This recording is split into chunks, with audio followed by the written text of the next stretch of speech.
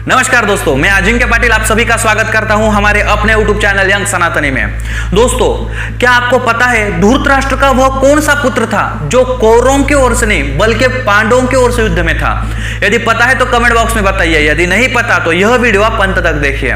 दोस्तों, महाभारत से जुड़े कई सारे सवाल, उन सवालों के सही जवाब, उन सवालों के पीछे की रोचक कथाएं, रोचक जानकारी हम हमारे यंग सनातनी यूट्यूब चैनल पर चल रही महाभारत प्रश्नोत्तर इस मालिका के माध्यम से आप तक पहुंचाते आ रहे हैं। यदि आप हमारे YouTube चैनल पर नए हैं तो आप सभी से विनती करते हैं कि हमारा यंग सनातनी यह YouTube चैनल सब्सक्राइब कीजिए, वीडियो को लाइक कीजिए और शेयर कीजिए, क्योंकि महाभारत जैसे धर्म ग्रंथ का प्राथमिक ज्ञान हम सभी हिंदुओं को होना बहुत ही आवश्यक है। तो दोस्तों, बिना किसी देर के हुए हम हमारी आज की वीडियो शुरू करते हैं। मात्र उससे पूर्व कल हमने आपको 3 सवाल पूछे थे, उन 3 सवालों के सही जवाब क्या है वह देखते हैं। तो कल का हमारा पहला सवाल था, वह कौन था जो युधिष्ठिर के राजसूय यज्ञ में स्वयं भगवान श्री कृष्ण को कुवचन कहता है? तो दोस्तों, उस सवाल का सही जवाब है शिशुपाल। जी हाँ दोस्तों, शिशुपाल जो है भगवान श्री कृष्ण के फूफा का पुत्र है। उसकी जन्म कथा भी बड़ी रोचक है।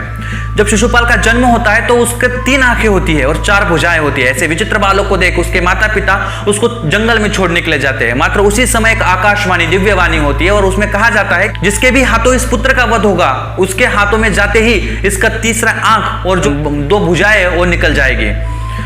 तो इस प्रकार क्या होता है कि वो राजा जो है हर किसी को बुलाकर उसके गोद में जो है उस पुत्र को देते हैं। लेकिन जब भगवान श्री कृष्ण उसको मिलने के लिए आते हैं, जैसे भगवान श्री कृष्ण के गोद में शिशुपाल को दिया जाता है, वैसे ही उसकी जो तीसरी आंख है वो निकल जाती है और दोनों भुजाएं उसकी गल जाती है।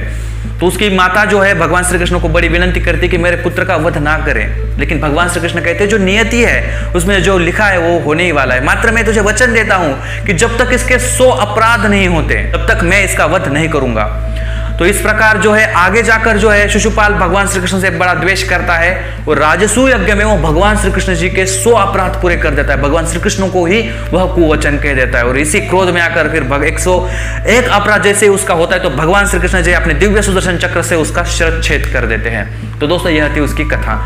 तो दोस्तों, कल का हमारा दूसरा सवाल था, लाक्षागृह में पांडवों में से कौन आग लगाता है? तो दोस्तों, लाक्षागृह तो कौरवों ने बनाया था, तो पांडव कैसे आग लगाएंगे? यह सवाल भी आपको आया होगा। तो दोस्तों, इस सवाल का सही जवाब तो भीमसेन है, लेकिन इसके पीछे क्या कथा है वो आपको बताते हैं। जब लाक्षागृह निर्माण किया और पांडवों को लाक्षागृह में भेजा गया तो वहां पे जाने के बाद जब पांडवों को पता चलता है कि लाक्षागृह जो है पूरे लाख से एवं ज्वलनशील पदार्थों से बना हुआ है हमें मारने के लिए, तो पांडव जो है वहां पे एक भूयार होता है, गुप्त रास्ता होता है, उस गुप्त रास्ते से निकल आते हुए मात्र पहले जो है भीमसेन जो है वो एक मशाल से उस पूरे भवन को आग लगा देता है। और ऐसा वहां पे प्रतीत होता है कि जैसे कि 5 पांडव और उनकी माता कुंती वहां पे मृत हो गई है। लेकिन दोस्तों, वह सुखरूप होते हैं, उस लाक्षागृह को स्वयं भीमसेन ही आग लगाते हैं। तो कल का हमारा तीसरा एवं आखिरी सवाल था, भगवान श्री कृष्ण के परधाम गमन पश्चात अर्जुन जब यादव स्त्रियों को हस्तिनापुर ले आता है तो बीच में उसे लूट लिया जाता है। तो उसे कौन लूटता है? तो दोस्तों, सवाल का सही जवाब है डाकू। जी हाँ दोस्तों, भगवान श्री कृष्ण भी वहां पे जाते हैं, अर्जुन बड़ा उदास होता है और उसी बीच वहां पे डाकू जो है उनके पूरे काफिले पर हमला कर देते हैं और वहां पे उनको लूट लेते हैं। तो दोस्तों, यह थे हमारे कल के 3 सवाल। इन 3 सवालों के सही जवाब देने वाले कल के विजयी सदस्य जिनके नाम आप यहाँ पे देख रहे हो।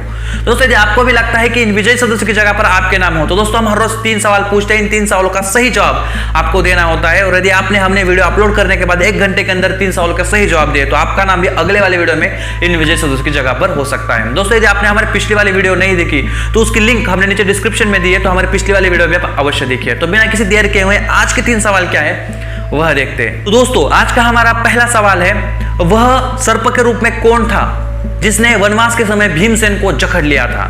जिसके लिए आपको पर्याय दिए जाते हैं। आपका पहला पर्याय है राजा नहुष, दूसरा पर्याय है राजा हरिश्चंद्र, तीसरा पर्याय है एक यक्ष, चौथा एवं आखिरी पर्याय है महर्षि वशिष्ठ। तो दोस्तों, कौन था जो सर्प के रूप में था और जिसने भीमसेन को ही पूरा जकड़ लिया था?